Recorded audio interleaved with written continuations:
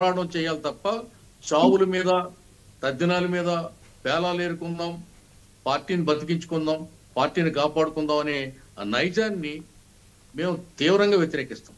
ఈ ఒరవడి ఆయనకి పుట్టుకతో వచ్చినటువంటి అలవాటుగా మేము భావిస్తాం. ఇంకా అసెంబ్లీలో రికార్డు చూడమంటాడు. అసెంబ్లీలో రికార్డు చూస్తే ఆయనే చెప్పాడు 10% సీట్లు రాకపోతే ప్రతిపక్ష హోదా దక్కదు, చంద్రబాబుకి 23 సీట్లు ఉన్నాయి, 5-6 పీకేస్తే ప్రతిపక్ష హోదా కూడా పోతుంది అని ఓపెన్ గా అసెంబ్లీలో మాట్లాడాడు. అది కూడా ఈ రోజు మాట్లాడలేదని బొక్కాయిస్తున్నాడు. అంటే అబద్ధం జగన్మోహన్ రెడ్డి కవల పిల్లలు.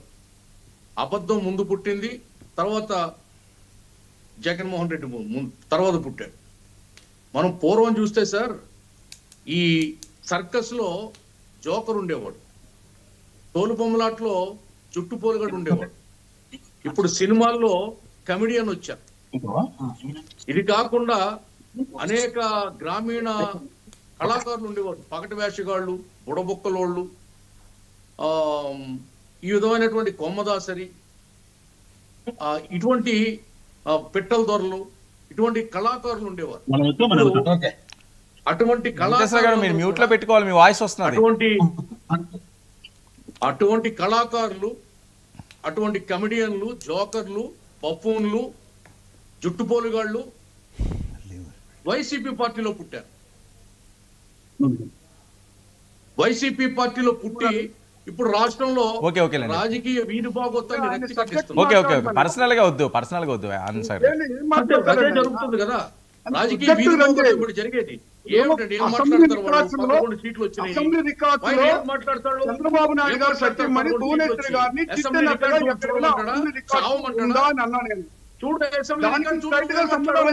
మాట్లాడారు. నువ్వే చూసి బయట పెట్ట రికార్డు. ఆ రోజు బయట పెట్టావా? చంద్రబాబు నాయుడు గారు కన్నీరు పెట్టుకున్నప్పుడు అసెంబ్లీలో జరగలేదని నువ్వేమన్నా బయట పెట్టావా రికార్డు? ఇప్పుడు మాట్లాడటమేంటి? ఇంకో పక్క క్యూ లైన్ లో ఉంటే యూరియా కొరత అంటారు. సినిమా హాల్ దగ్గర క్యూ లైన్లు ఉంటాయి, తిరుపతి గుళ్ళో క్యూ లైన్లు ఉంటాయి, అన్నవరం గుళ్ళో క్యూ లైన్లు ఉంటాయి, అన్ని చోట్ల హాస్పిటల్ దగ్గర క్యూ లైన్లు ఉంటాయి, రైల్వే టికెట్ల దగ్గర, బస్ టికెట్ కౌంటర్ల దగ్గర క్యూ లైన్లు ఉంటాయి. క్యూ లైన్లు ఉంటే సరుకు అయిపోయినట్ట, టికెట్లు అయిపోయినట్ట? ఆ రైతులందరూ ఒకేసారి వచ్చినప్పుడు క్యూ ఏర్పడుతుంది. ఇది కామన్ థింగ్ కదా. ఆ మాత్రం కామన్ సెన్స్ కూడా లేకుండా మాట్లాడే నాయకుడిని ఏమనాలి? ఇటువంటి కళ్ళబొల్లి కథలు, కట్టు కథలు వెళ్ళి మమ్మల్ని ఆ ముక్కులోకి లాగాలని చూస్తారని మేము వాళ్ళ పిచ్చి మాటలకి, పిచ్చి చేష్టలకి స్పందించకూడదు అనుకుంటున్నాం. కానీ పిచ్చి పరాకాష్ఠలు జరిగింది జగన్మోహన్ రెడ్డికి. మందులు అందట్లేనట్టు ఉంది. జనాల మీద పడి ఏం చేస్తాడో, జనాల్ని ఏమైనా చేస్తాడని చెప్పి మేము మాట్లాడవలసి వస్తుంది. లేకపోతే వాళ్ళ నోట్లో మేము నోరెట్టు తెలుసుకోలేదు. ఎందుకంటే వాళ్ళకి మాట్లాడే అర్హత లేదు రాష్ట్ర రాజకీయాల్లో. రాష్ట్రాన్ని సర్వనాశనం చేశాడు. మెడికల్ కాలేజీలు కట్టకుండా 7 కాలేజీలు కట్టాను, ఆ క్యాంపస్ పక్క నుంచి పోయేవాడు తలనెత్తులు అహో ఓహో అని అనుకునేలాగా చేశానంటాడు. ఎంత దారుణం అండి! ఒక్క మెడికల్ కాలేజీ కట్టాడా? ఆఖరికి చంద్రబాబు నాయుడు గారి హయాంలో రూపుదిద్దుకున్నటువంటి ఆ ఎయిమ్స్ ఆసుపత్రి ఆయన పర్మిషన్ తెచ్చాడు, నిధులేమో కేంద్రం ఇచ్చింది, కట్టి పెడితే దానికి మంచినీళ్ళు కూడా ఇవ్వలేదు. అయినా వాటర్ సప్లై కూడా లేదా 5 ఏళ్ళు ఆయన టైంలో. దాని గురించి మాట్లాడతాడు. ఎంత అబద్ధాలా, ఎంత అన్యాయంగా మాట్లాడమా, ఎంత భూతు పురాణమా? ఇదే ప్రజలకు ఇచ్చే సందేశం. ఆన్సర్ గారు ఒక్క నిమిషం. వెంకటేశ్వర గారు మీరు దయచేసి ఎక్కడన్నా మీరు మాట్లాడుతున్న సేపు అన్నా మీరు ఆగితే అది జనాల్లోకి వెళ్తాను.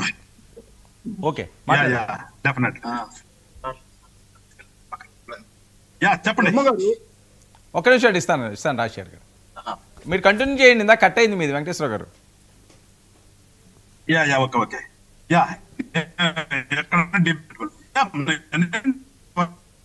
సార్ మీ సిగ్నల్ లేదు, మళ్ళీ ఇస్తాను మీకు. రాజకీయ పార్టీ అధ్యక్షులమైనప్పుడు మనం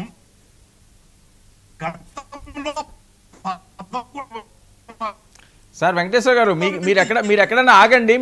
మీ వీడియో బాగున్నప్పుడు నేను వెంటనే మీకే ఇస్తాను. కేఎస్ ప్రసాద్ గారు రెస్పాండ్ అవ్వండి. ఏంటి నూతుల్లో దూకమంటున్నారు, బావుల్లో దూకమంటున్నారు? అసలు చంద్రబాబు నాయుడు గారు అసలు ఏమి అనలేదు భువనేశ్వరి గారిని. అంత పెద్ద ఇష్యూ, అంత సంచలనం రేపిన ఆ అంశాన్ని కూడా జగన్మోహన్ రెడ్డి గారు ఏమి కాలన్నట్లుగా తీసి పడేస్తున్న నేపథ్యం అసలు ఏం మెసేజ్ ఇస్తున్నారు?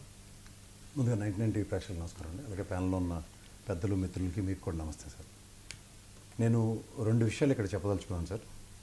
ఒకటి భువనేశ్వర్ గారిని ఆ రోజు నిజంగా అసెంబ్లీలో ఎవరన్నా అది తప్పని నేను చెప్తూ, ఒకవేళ అన్నది కనుక రికార్డు బుక్స్లోంచి తొలగించకపోతే అది ఇంకా పెద్ద తప్పు. మీకు అర్థమవుతుందా? సో ఈ అసెంబ్లీ, ఈ గౌరవ అసెంబ్లీ కనుక ఒకసారి రికార్డులు వీళ్ళకి కూడా అదే డిస్క్రిప్షన్ ఉంటుంది, ఒకసారి చెక్ చేసి అది ఉంటే తొలగించమనండి. లేనప్పుడు జగన్మోహన్ రెడ్డి గారిది రైట్ అవుతుంది. ఇప్పుడు మనకి ఫస్ట్ ఆఫ్ ఆల్ ఏంటంటే ఫండమెంటల్గా మనం ఒక అసెంబ్లీ సెక్షన్స్లో జరుగుతున్న వాటిని there will be some deliberations, ఎవరో పొరపాటున ఏదో మాడొచ్చు. ఇక్కడ జగదీశ్వర్ రెడ్డి గారు రోజు ఏదో చిన్న పదం దొరలగానే కేసీఆర్ గారు అసెంబ్లీకి పరిగెట్టుకుని వచ్చి ఆ పదాన్ని తొలగించిన ఉదంతం ఉంది.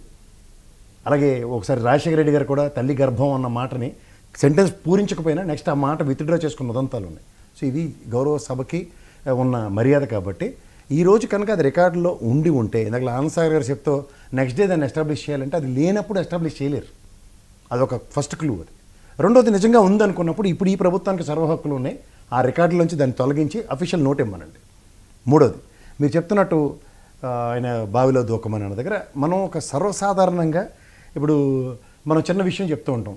గౌరవ ముఖ్యమంత్రి గారి నియోజకవర్గం కుప్పం, అచ్చెన్నాయుడు గారి నియోజకవర్గం వ్యవసాయ శాఖ మంత్రిగా ఆయనది శ్రీకాకుళం జిల్లా. అట్లీస్ట్ వాళ్ళ నియోజకవర్గాల్లో వాళ్ళకైనా సరే ఆ రైతులు లైన్లో లేకుండా యూరియాలు కనుక సప్లై అయ్యి ఉంటే అట్లీస్ట్ కన్సిడరేషన్ కాకుండా వాళ్ళ నియోజకవర్గాల్లోనే అంత తీవ్రత ఉంది. ఇందాక సాగర్ గారు మాటతో రైతులు గురించి మాట్లాడుతూ ఆయన లైన్లో సినిమా టికెట్లు కొంటారు అంటే ఈ రోజు ఉన్న టెక్నాలజీలో సార్ ఆన్లైన్లో టికెట్లు బుక్ చేసుకుంటున్నారు. రెండోది మీకు విషయం చెప్తాను, గన్నవరం ఎయిర్పోర్ట్కి 10,000 మెట్రిక్ టన్నులు మాత్రమే వచ్చింది. కాకినాడ ఎయిర్పోర్ట్కి 25,000 మెట్రిక్ టన్నులు రావాల్సి ఉంది. ఇది నేను ఇచ్చింది కాదు, సెంట్రల్ గవర్నమెంట్ డేటా రిలీజ్ చేసింది. సో అట్లీస్ట్ మీకు విశాఖ కాదండి, కాకినాడ పోర్ట్కి. విశాఖ పోర్ట్ కూడా వచ్చింది, నిన్నే వచ్చింది. నిన్న వేరే దాంట్లో ఏదో చదివాను, నిన్న కూడా వచ్చింది. నిన్న రాలేదు, మొన్న వచ్చింది గన్నవరం పోర్టుకి. గన్నవరం పోర్టుకి 10,000 టన్నులు వచ్చింది. ఇప్పుడు 25,000 మెట్రిక్ టన్నుల రిక్వైర్మెంట్ కాకినాడ పోర్టుకి డైరెక్ట్గా ఉంది. అది ఎనీ టైం, దానికి మధ్యలో విశాఖ పోర్టు ఛాన్సే లేదు, ప్రాబిలిటీ కూడా లేదు. సో 25,000 మెట్రిక్ టన్నులు ఖచ్చితంగా తీవ్రత ఉంది అన్నది గౌరవ కేంద్ర ప్రభుత్వమే ఎస్టాబ్లిష్ చేసినప్పుడు బాధ్యతారాహిత్యంగా వ్యవసాయ శాఖ మంత్రి ఢిల్లీ వెళ్లకుండా లోకేష్ గారే దాన్ని కన్ఫ్రంటేషన్ చేసుకుని వచ్చారు.